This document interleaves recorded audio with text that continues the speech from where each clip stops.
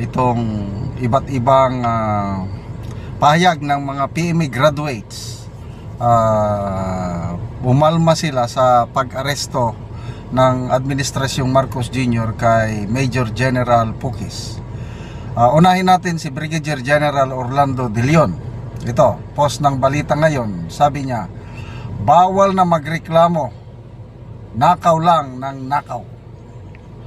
Naglabas ng matapang na reaksyon si retired Brigadier General Orlando De Leon kaugnay ng pag-aresto kay retired Major General Romeo B. Pukis na nahaharap sa kasong inciting to sedition at rebellion. Sa kanyang pahayag, tahasang binatikos ni De Leon ang umano'y pagtatangka ng mga nasa kapangyarihan na patahimikin ang mga nagbubunyag at pumupuna sa katiwalian. Ito ang payag ni General De Leon. Bawal na daw magreklamo, nakaw ng nakaw lang daw. Mga PI ninyong mga buhaya kayo. Mabuhay ka, bok. Kasi magmista itong dalawa, General De Leon at General Pukis. Dagdag pa niya, malinaw umano kung bakit si General Romeo B. Pukis ang tinatamaan ng kamay ng batas, hindi dahil sa katiwalian kundi dahil sa kanyang tinig laban dito. He speaks of the inconvenient truth, sabi ni General De Leon, and now thieves in government want to muzzle him. Para kay De Leon, ang pag-aresto sa general ay hindi lamang isang isyung legal, kundi isang babala sa mga kritiko ng pamahalaan na ang pagsasalita laban sa pandarambong ay may kahihinitnan. So, okay, marami pa akong nabasang post ng mga PMA graduates. Isa si Peter Kin, isa si Rizaldi Salim Bugaon, isa si Dado G. Enrique, Carlos Kita, basta marami ang umalma sa pagkaka-aresto, pagkakakulong kay General Pukis. So anong ibig sabihin nito? Talagang panggigipit, pananakot. Sabi nga ni may post din si Attorney Vic Rodriguez na ito klarong panggigipit, sabi sa kanyang post, para tumahimik ang mga nagrereklamo laban sa katiwalian. Bakit bawal na bang sumigaw ng labanan ang korupsyon? Napakaganda yung nabasa kong post ng isang Premier, Peter Kin, ang kanyang fan. Sabi niya, I do not always agree with what General Pukis is saying, but this time I stand with him, sabi niya. Dahil when a cavalier has been victimized by injustice, we cavaliers must speak out for justice. So talagang iba na ang takbo ng kailang pagdasal po natin, dahil bailable offense man ito, hindi naman ito mabigat na kaso dahil inciting man lang. Ang mabigat kung rebellion mismo o sedition, yun ang I think non-bailable yung rebellion or itong inciting mas magaan So ang oras na ngayon is alas 4 na. Ano bang oras ko na dito? Yeah, alas 4 na.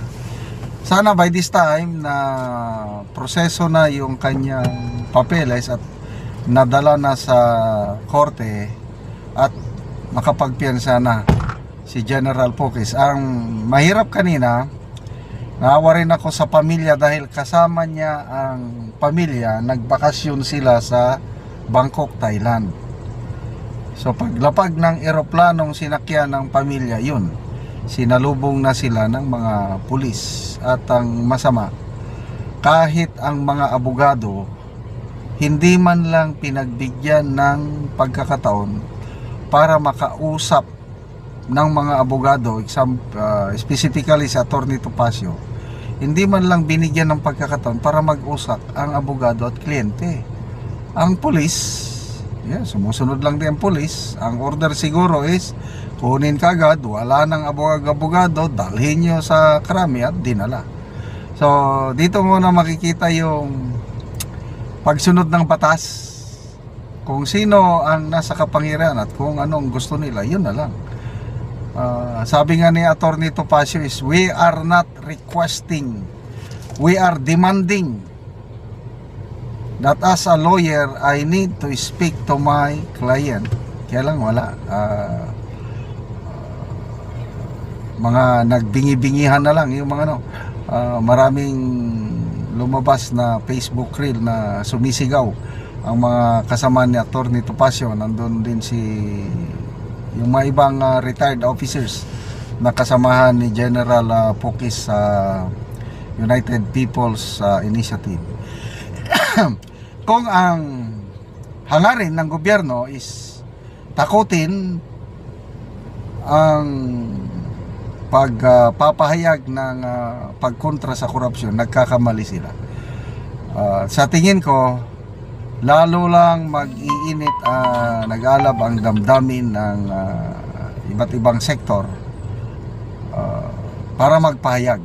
Kasi yung mensahe ni General Pukis kahapon is ang korupsyon ay hindi nabubuhay sa kapangyarihan. Ito ay nabubuhay sa katahimikan. Kaya huwag tayong manahimik. Kaya suportahan po natin si General Pukis sa kanyang laban kontra sa korupsyon sa administrasyong ito. Retired General Romeo Pukis was released today, January 5, 2026, after posting a 48,000 bail for temporary liberty. His release followed an earlier arrest at Naiya Terminal 3 upon his arrival from a family vacation in Thailand. The arrest was based on a warrant issued by the Quezon City Regional Trial Court, Branch 77, for the charge of inciting to sedition. While an initial rebellion charge was mentioned during the arrest, it was reportedly dropped, leaving only the inciting to sedition case active. Scheduled court dates. Following his release on bail, the court has scheduled the following: arraignment and pre-trial hearing January 14, 2026 at 2 p.m. Case background. The charge against Pukis, a vocal critic of Marcos administration and convener of the United People's Initiative, stem from statements made during anti-corruption rallies at the People Power Monument in November of 2025. Allegations that he urged members of the Armed Forces of the Philippines to withdraw support from President Ferdinand Marcos Jr. and called for the President to vacate his post amid controversies over anomalous flood control projects. Yan po. So, pasalamat tayo. Answered prayers ito dahil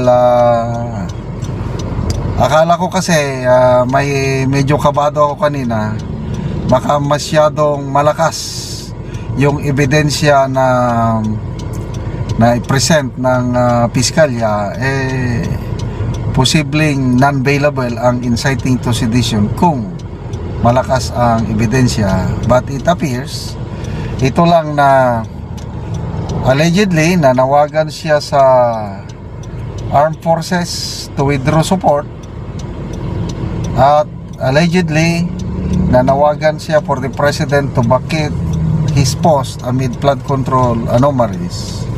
Malaking laban. To me, mahinang mahinang basihan sa kaso. At to me, buhay na buhay ang ating justice system, lalo na ang ating mga judges. Yung mga ganitong kaso na mahinang ebidensya, hindi talaga magsisilbi. Nakasaksi ako ng talagang trial sa korte. Pag may magaling na abogado at kitang-kita yung kakulangan sa basihan ng yung tinatawag sa information. Pag yung nakalagay sa information, doon lang maglalaro ang trial. Hindi mo na pwedeng dagdagan So, nakikita ko na ito, kayang-kayang lusutan ni General Pukisito with Attorney Topacio. At ito, nakalagay sa kanyang sa picture na ito, si Brigadier General Virgilio Garcia. Kilala ko ito na matinik na abogado ito, retired general. Baka mamaya kwan pa ito pro bono, wala siyang babayaran kasi nga marami ang nagsasabi na ginawa lang ni General Pukis ang kanyang duty as a soldier.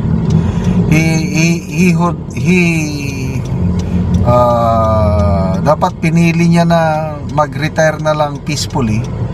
Wala na siyang inisip, just receiving your pension, monthly pension. Wala nang isipin. Kaya lang as a soldier, hindi niya maatim na nakikita niya yung corruption na nangyari sa bansa at tatahimik lang. Kaya nga sabi niya, ang corruption ay hindi nabubuhay sa kapangyarihan, nabubuhay ito sa katahimikan. Kung hindi tayo mag-ingay, hindi tayo magreklamo laban sa corruption, ay kawawa ang susunod nating henerasyon. Kaya maalala ko tuloy din si Mayor Magalong, bakit siya nagiging active sa paglaban sa corruption. Sabi niya, kawawa ang mga bata. Kaya ito, halos magkakasunod sa klase itong General Pukis is class 81, class 82 naman si General Magalong. Bilib ako dito sa klase nila. Marami akong nakasabay sa serbisyo na class 81, mga karamihan 3-star generals. Bilib ako yung kanilang motto ng courage, loyalty and integrity. At may pag-asa pa tayo. Habang may mga General Pukis pa tayo, General De Leon at iba pang mga retired premier generals na nagsasalita rin, General Kita, General kalimutan ko na yung iba. So maraming umalma.